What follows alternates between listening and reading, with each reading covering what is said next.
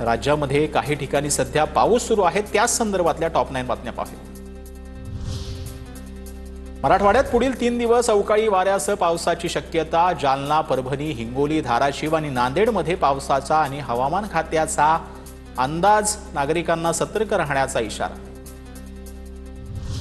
जळगावच्या रावेर तालुक्यात काही दिवसांच्या विश्रांतीनंतर वादळी वाऱ्यासह पावसाची हजेरी। पावसामुळे तापमानात घट झाल्याने उकाड्यापासून नागरिकांना दिलासा।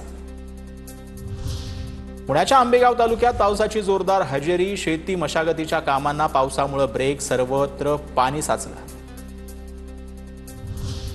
नाशिकच्या नांदगावमध्ये मान्सूनच्या आगमनाने शेतकरी सुखावला। शेती मशागतीनंतर पेरण्यांची लगबग सुरू।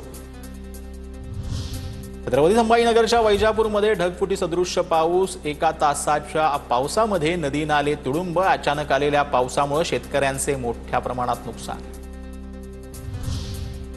सांगलीत पावसामुळे आमनापूरच्या ओढ्यावरील रस्ता झाला जलमय। धनगावकडे जाताना शेतकरी, विद्यार्थी, महिलांचा पाण्यातून धोकादायक प्रवास। हिंगोली आणि परभणीच्या सीमेवर असलेल्या येलदरी धरणात 50% पाणीसाठा। सिद्धेश्वर धरणात 33%, तर इसापूर धरणात 42% पाणीसाठा। पावसाळ्यामुळे पाणी पातळीमध्ये वाढ। पुण्याला पाणी पुरवठा करणाऱ्या धरणाच्या पाणी पातळीत वाढ। जूनच्या पहिल्या आठवड्यात धरण भरायला सुरुवात। गेल्या वर्षीच्या तुलनेत 4% पाणीसाठा जास्त। नाशिकच्या येवल्यातील नुकसूरमध्ये वादळी वाऱ्याचा तडाखा। वादळी वाऱ्यामुळे शेतकऱ्याच्या घराची पडझड। शेतकऱ्याकडून नुकसान भरपाईची मागणी।